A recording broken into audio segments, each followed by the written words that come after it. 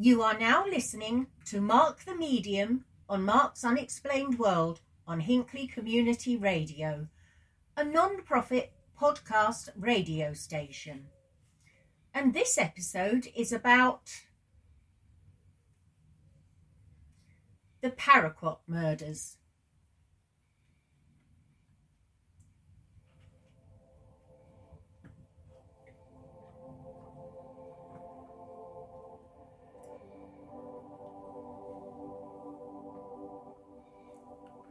In Japan, during the year 1985, a series of indiscriminate poisonings were carried out with drinks being purchased from different vending machines, which ended up with a grand total of 35 random incidents occurring between the 30th of April and the 17th of November, and with a total of 10 of these incidents resulting in death.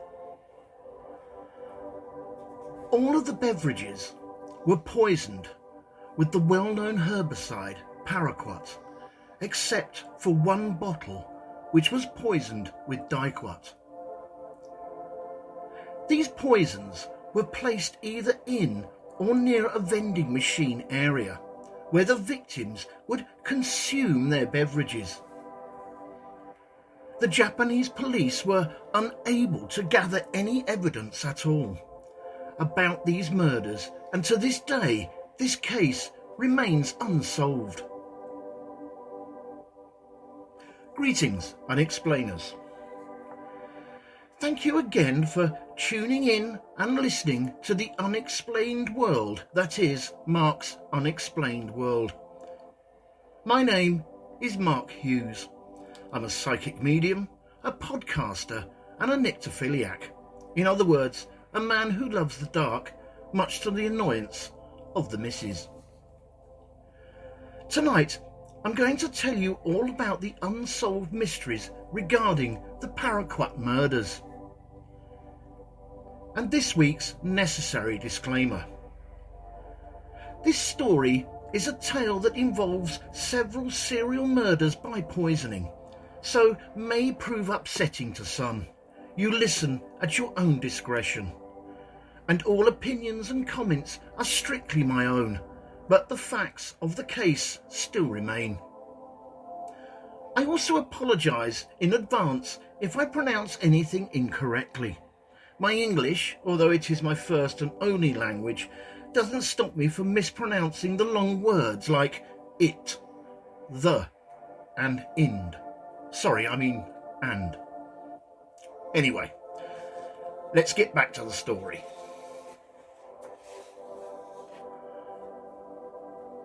From northern Hokkaido to western Kyushu, Japan's narrow streets were dominated by computerized blinking and the occasional talking vending machine. I should have said we're going back to the 80s in Japan. I do apologise. At the time, there were literally millions of them, selling anything from sodas, dried squid, bags of rice, coffee, cigarettes, whiskey, magazines, both porn and leisure, bread, kegs of beer, eggs, shirts, Shinto shrine oracles, milk, pantyhose, and rice crackers wrapped in seaweed. The United States had the slight edge in overall numbers, but industry figures in the 1980s showed that the Japanese ratio of one machine for every 23 people was totally unsurpassed. On average, total vending machine sales in 1984 totaled approximately $16 billion. That is roughly $133 for each of the Japanese vending machines. It was a testament to the low crime society that Japan had created for itself, that nearly all the machines stood on the street in the open, free of any graffiti and vandalism. However, they did invite other types of problems to the surrounding areas. But first, the sciencey bit. Paraquat, also known as methyl viologen. It's an organic compound. It is classified as a viologen, or a family of the redox-active heterocycles of similar structure. It is one of the most common and most widely used of all the available herbicides around. It is quick-acting, non-selective, killing all green plant tissue on contact. Paraquat is also used especially by some drug enforcement agencies around the world. Its main use is to kill as many marijuana plants as possible, thus stopping the drugs from getting into the system. It is also extremely toxic and very lethal to human beings. Also, it is very toxic and very lethal to animals due to its redox activity, which produces superoxide anions. It has also been linked to the development of Parkinson's disease and is banned in several countries around the world. The name is derived from the para positions of the quaternary nitrogens. And now the non-sciencey bit. The name viologen alludes primarily to the colour violet, mainly because it is intensely violet, graduating in range to the colour blue.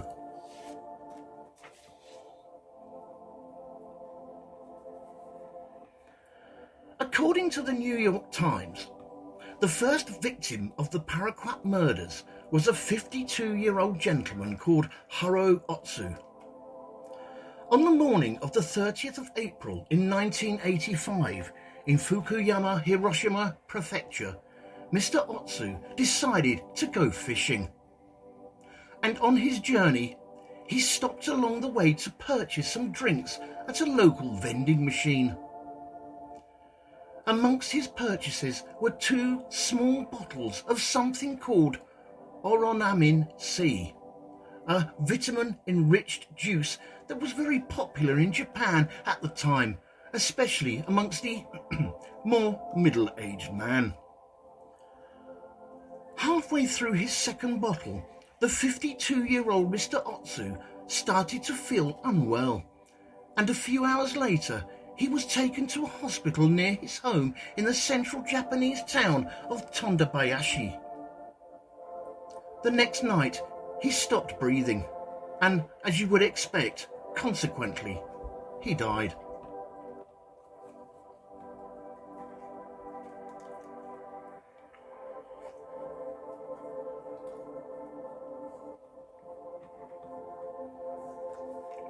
Most often, victims of the Paraquat murders were men who, like Mr. Hararu Otsu, swallowed a lot of vitamin supplement beverages in order to bulk up.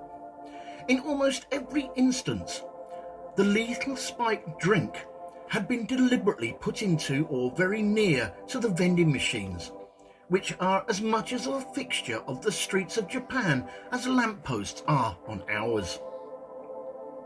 The poisonings initially took place in Western Japan, with oromanin C as the primary drink of choice to be targeted. In an article that was written by Jeffrey Nadrich, who was a member of the prestigious Leaders Forum of the American Association of Justice, wrote, and I quote, "At the time of the murders, the Oronamin C drink manufacturing company had a buy one get one free promotion. Taking advantage of this offer, the criminal laced many Oronamin C bottles with the Paraquat and placed them either in or on top of many vending machines, which made customers think that they could just help themselves and take one as part of the promotion."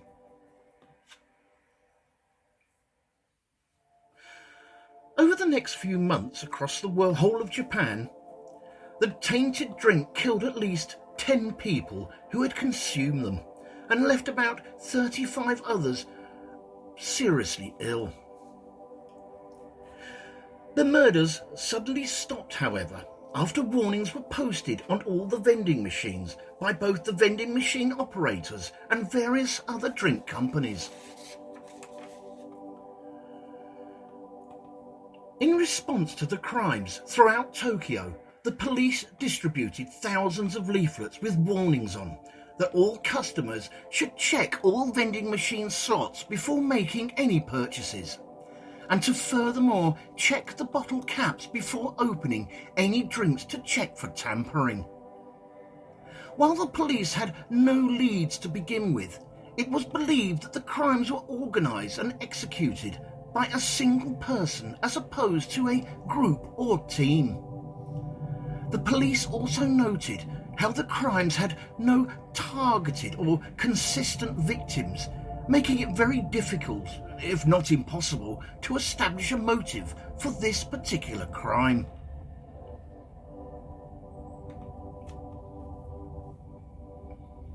In the midst of the poisonings, the Japanese Soft Drink Bottles Association spokesman Takeo Mizushi shifted the blame onto the victims themselves. Seriously? He expressed how customers should take notice of the broken seals, stating that, and I quote, "If only consumers were more cautious, they would have seen that some tampering had been done." Despite this, Takeo Mizushi issued 1.3 million warning stickers to be placed on vending machines throughout all of Tokyo. In addition to this, the vending machine operators also posted their own warnings, advising consumers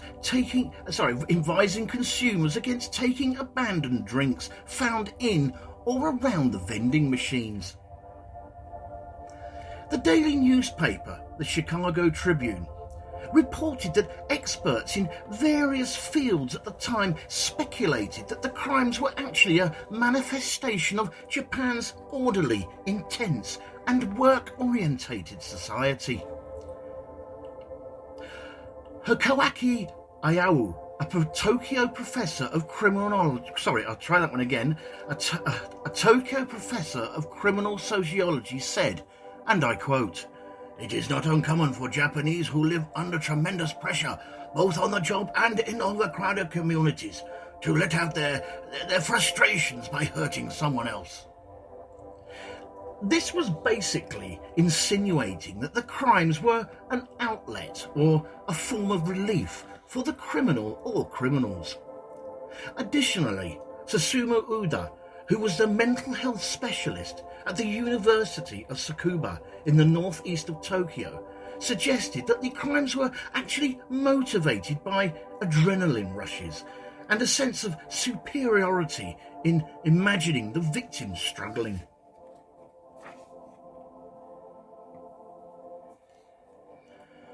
After a short break, we will look at more details of the crime itself and some of the copycat killers who constantly attempted to re-establish this poisoning method.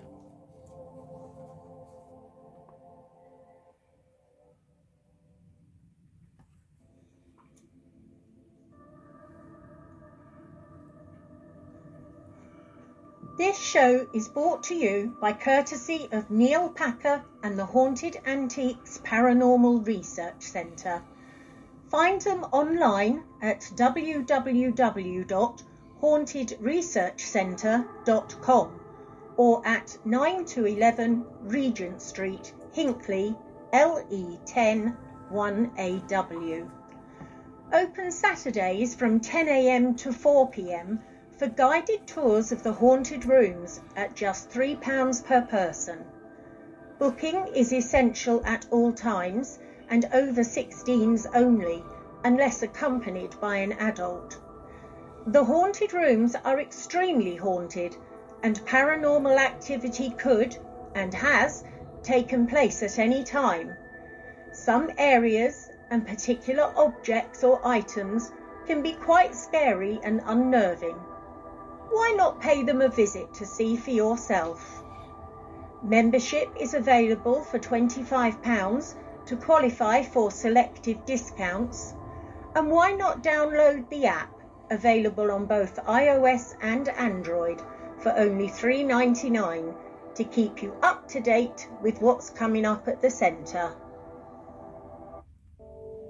Fright Nights was established in 1999 and was the first company in the world to offer overnight ghost hunt experiences to the general public, pioneering paranormal events since the last century. Now, over 23 years old, hundreds of ghost hunts join Fright Nights every month for the most thrilling ghost hunting experience worth remembering. If you have never been on a ghost hunt before, then why not join them on an event to see what it's all about? Fright Nights currently operate at hundreds of the UK's most haunted and exclusive venues with their teams of experienced paranormal investigators, mediums and psychics. You are guaranteed a quality night of ghost hunting unequalled by any other company. They have a VIP members club for regular returning guests, offering discounts and exclusive event invitations. And they can host private events for you and your friends, clubs or work colleagues. They have also expanded their new Friends of Fright Nights pages with many more new things to come. So why not book early with a small deposit so you don't miss out? The balance is due 28 days prior to the event. Contact them on 07852 998 628 or email at frightnightsevents@gmail.com. That's frightnightsevents@gmail.com. Or why not visit their website www.frightnights.co.uk, where you can see the many locations they investigate and learn a lot more about them and the opportunities they have available. You can also visit their many social media sites for up-to-date information on all the places they have been to and what's coming up in the future. They look forward to seeing you soon. Fright Nights Ghost Hunting Events. Remember, only the original will do.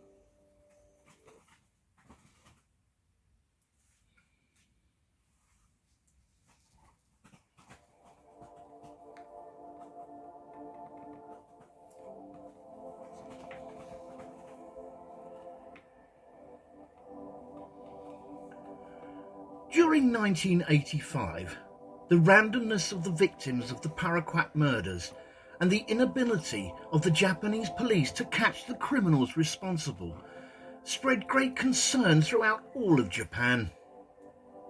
Also, there are many other products being the target of copycat crimes. For example, someone had left tainted containers of milk in schools in the city of Mei Prefecture in the centre of Japan, which would have been consumed by many children, causing huge outbursts of emotion from the parents. Psychologists had begun to talk of a new breed of thrill-seeking criminals, known in the Japanese language as yukayan. This translates as a crime that is committed so that the criminal can enjoy the reactions that it elicits. They get a thrill from others' suffering.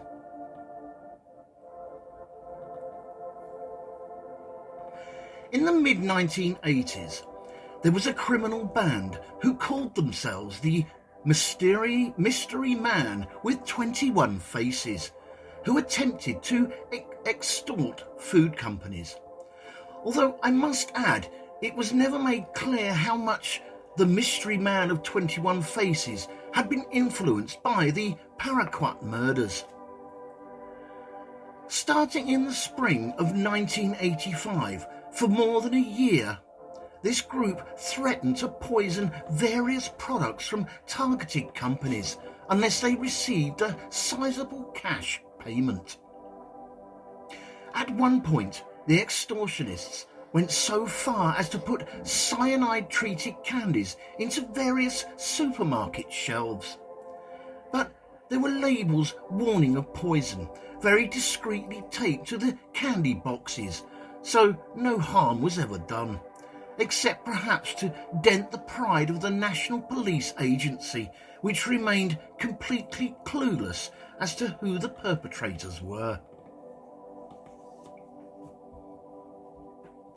In late August of 1985, the same year, the mystery man with 21 faces announced in letters written to the newspapers that they would stop, but in the meantime a new poisoning spree had begun via another source, and this time without even the benefit of an extortion note as a clue.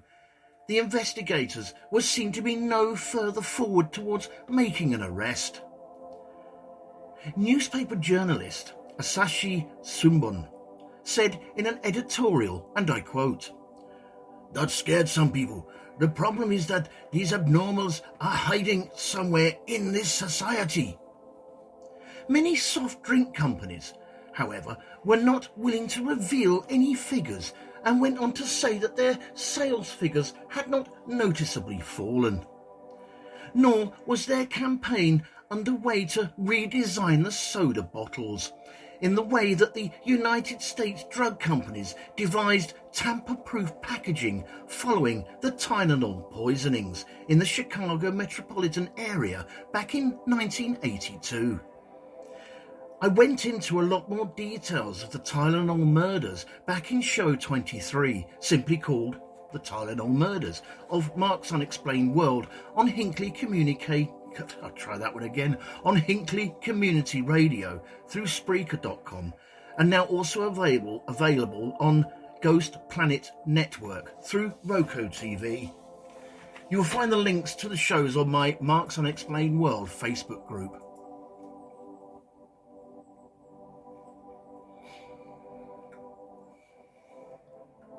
At the time, for whatever reason, the police chose not to discuss these cases, but many people in the soft drinks industry said that they believed a few of the deaths were in fact suicides and not murders, mainly due to the fact that Paraquat was used as the poison of choice and was in fact used in 1,402 recorded suicide attempts in Japan during the years of 1983 and 1984. Not only that, but Paraquat could often be bought over the counter by providing no more information than one's name and address. Japan at that time was a country with many thousands of small farms that regularly used the herbicide.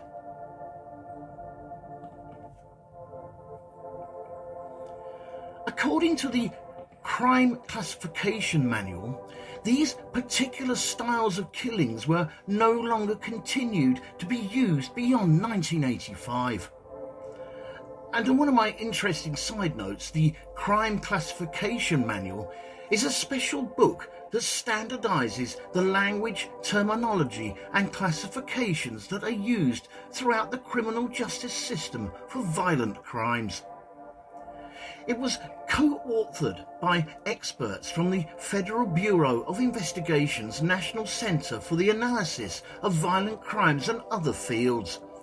It classifies the critical characteristics of the perpetrators and victims based on the motivation of the offender.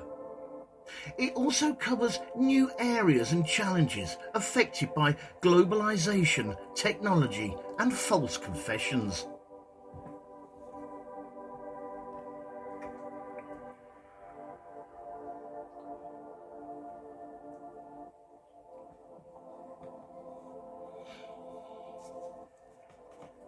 The fact that the Paraquat murders abruptly stopped is of course a good thing all round. Although you might be thinking, that's great, no more killing. And you'd be right. But the downside when the poisoning stopped was that any leads also stopped.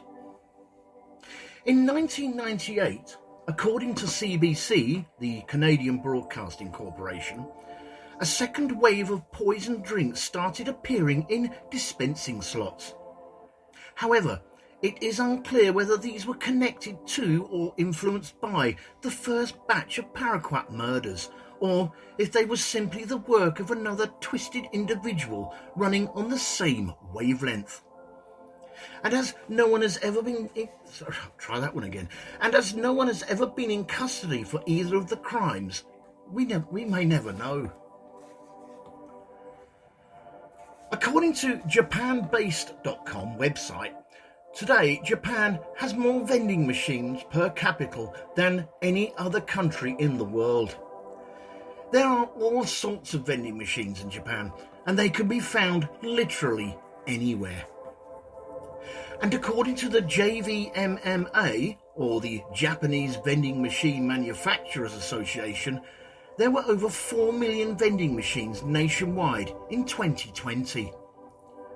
Japan's population is about 126 million, so there is approximately one machine for every 31 Japanese citizens. Just to confirm, vending machines are everywhere in Japan. They are usually found close to metro stations, bus stops, inside both office buildings and shopping centres, and on the side of many streets, even if they are not particularly busy.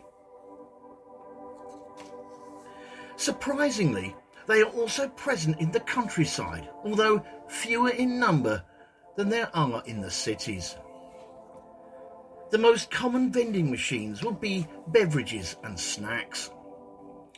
And on an interesting side note, I'm not going to go into the details of who the Japanese Vending Machine Manufacturers Association are, primarily because the company's title speaks for itself.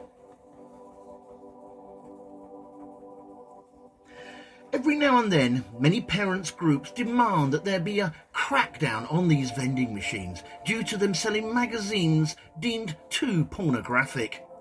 Recently, the National Tax Administration Agency asked liquor retailers to tighten controls on the 162,500 machines dispensing alcoholic beverages.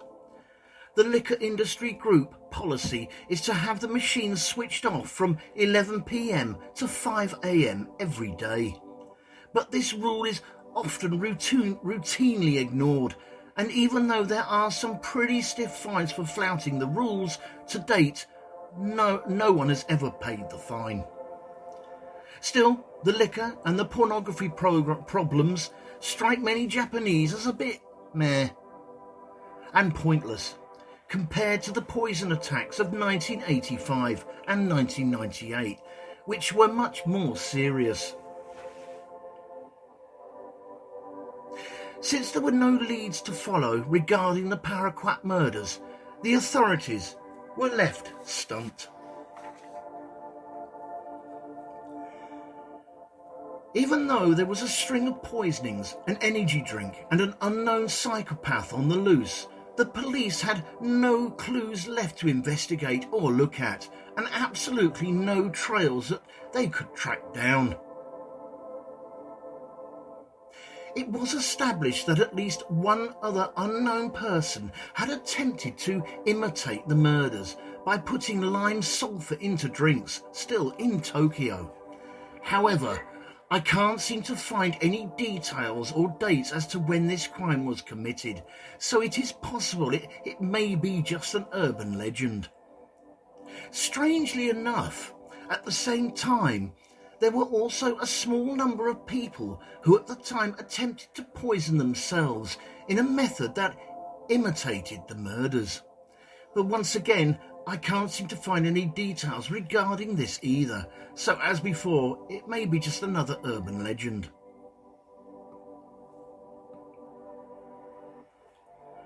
The forensic technology of 1985 had been exhausted, and to this day, the identity of the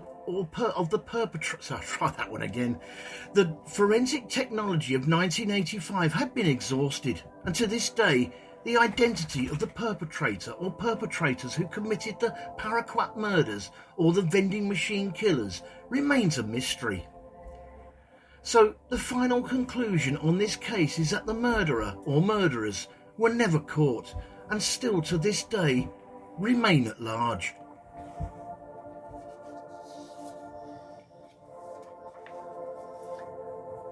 all for taking the time out to listen to this episode of Mark's Unexplained World. In our next episode, show 58, we are going to be looking at the strange murder of Charles Walton. It was Valentine's Day in 1945 when the body of 74-year-old Charles Walton, a simple farm labourer who grew up locally, was found twisted on the idyllic slope of Meon Hill. Walton's throat had been slashed deeply by his own trouncing hook. His body was pinned to the floor by a protruding pitchfork, and there was a cross carved into his chest. The chief suspect for the murder was the manager of the Firs, Alfred John Potter, for whom Walton was working on the day he died. However, there was insufficient evidence to convict Potter, and the case is currently the oldest unsolved murder in the Warwickshire Constabulary records. The case has earned some notoriety in popular culture due to its supposed connection with the local belief in witchcraft. This show was written and researched by myself, Mark Hughes, and proofread and edited by Linda Hughes. The actors in this episode were Mark Hughes, Linda Hughes and Denise Pooler. With special thanks to Neil Packer and the staff at the Haunted Antiques Paranormal Research Centre in Hinckley. And a big thanks, of course, to everyone for listening. Mark's Unexplained World, because there's more to the paranormal than meets the third eye. And remember, guys, keep it real, because being real is better than being perfect. This show and all its contents are covered by basic copyright of Mark the Medium.